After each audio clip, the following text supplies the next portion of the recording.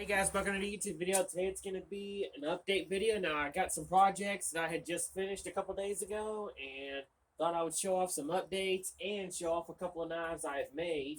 So first update is on this Buck 110 I got from my friend Josh. And it turned out pretty well. I hand sanded the blade and then repolished it, and then on the brass, same thing. I polished it, but I didn't need to hand sand it. And it turned out very beautiful. And then I, of course, polished the inside, cleaned up the inside with some oil. And this particular Buck 110 dates between 1972 to 1986. Again, a model that I do not have, and I'm glad to put this in my collection. Now all I have to do is find a time period correct case for it. Because you can buy modern butt cases, but it wouldn't look right. So I'm going to try to find an original case for this. Still, thank you very much, Josh. That one turned out awesome. Next is on this buck knife I got from my friend Outdoors Addiction. It's a 303, dates between 1989. And I was surprised when I actually started looking at this more. This knife is as new as my buddy said it was. It's brand new, never been used, not even a scratch on this thing. It needed to be repolished, but that's common. And given as old as this is, make sure I said that right. Yeah, 1989, and it's brand new. That's awesome. Thank you very much, man. That's awesome. It looks great in my collection. I oiled it up and polished it, but that's about it. Brand new from the factory. Thank you very much, Outdoors. That's awesome, man. Look forward to the next trade. Next is on this Leatherman tool I got in a lot. It's called the Leatherman Super Tool, and it's one of the original ones. And I decided to actually keep this thing because I don't have any good multi-tools, and I decided to keep this one because I did look up. This particular model has sold for almost $100 in this same condition, but I decided to keep it. I already made my money back on that lot, so I figured I would keep this since now I have profit. And I'm going to try to find the original case for this. So that's an awesome find right there. Next is on another knife from the lot that I restored. This Richard Sheffield England knife. This one I took completely apart, down to the bare metal, cleaned all the metal, and re-shined the plastic, and put it all right back together, and replaced the bail because the other one was completely corroded. Came out pretty well. And this one I have decided to keep as well because I love the unique design of this one. Next is on the two charade knives that have Miracle Whip on them. And these are I completely cleaned up as well. My father's keeping one. I'm keeping the other. And this one, if y'all, those who may remember in the previous video, had a busted tip. So I re-tipped it into a sheep's foot blade and repolished it and cleaned it up. Since it's all stainless steel. So that one came out pretty well. Then on the other one, I haven't really got much done to it, but I got enough to it. This one was in a little bit worse condition.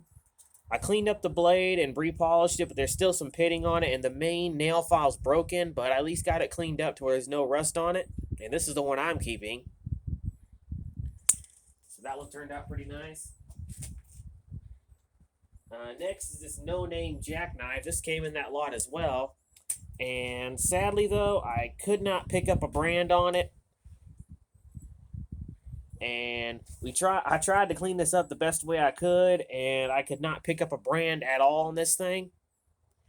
So this one I'm gonna also put for sale once I'm done. Once I've probably posted this video.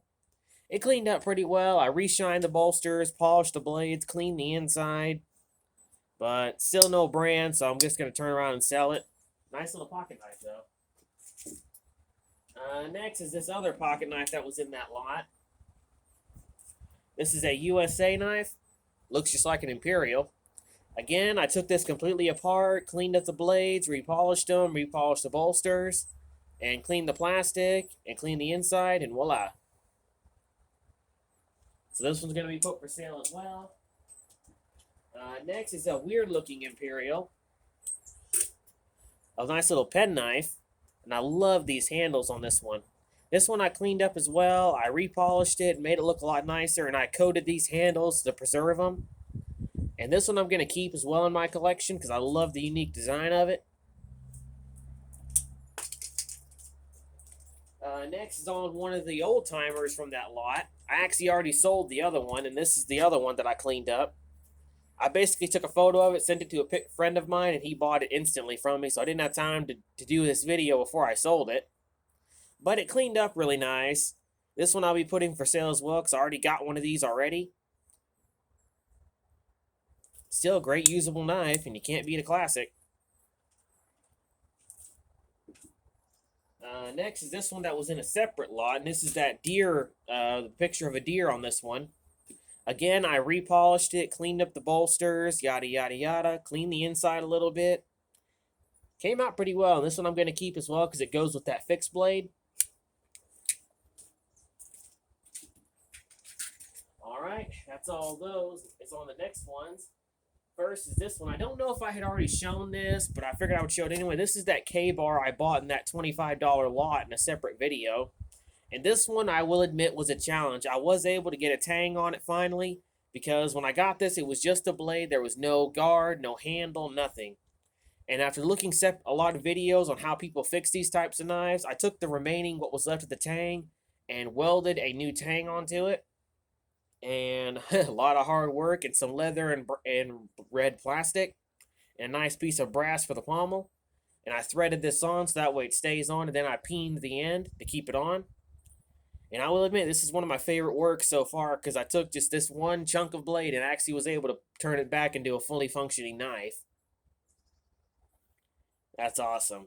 And that one I'm keeping as well. And those who may remember, this leather sheath actually came with that fixed blade from that previous lot, and obviously didn't go with it. But luckily, I had a knife that fits it. This is a custom knife that my father got for me, and it fits this sheath perfectly.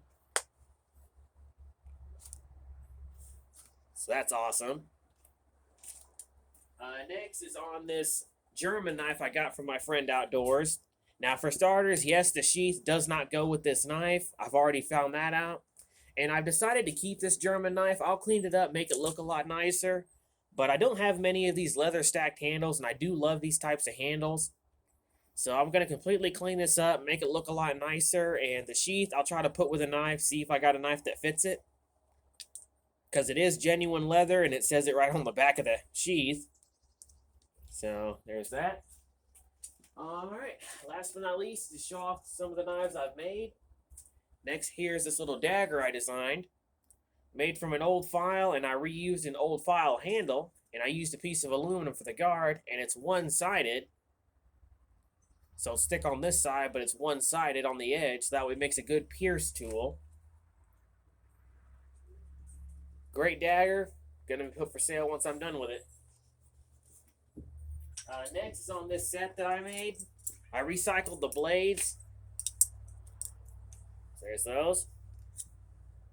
Nice copper. Since I had a nice thick copper pipe, I decided to use it. This one came from an old head shear, and all the handles are cherry wood. So that one's from a head shear. This one's from a recycled cake knife blade that broke. And then this one's from another recycled cake knife blade that broke. Beautiful knives, and they'll all be put for sale once I'm done with them. And last but not least is a nice little carving knife I made out of an old Nicholson file. And the handle came from an old busted kitchen knife. Anyway, that's all the updates and stuff I've got so far. I'll do another update on some other stuff maybe next week after Christmas. So I hope you enjoyed the video. And as always, stay sharp.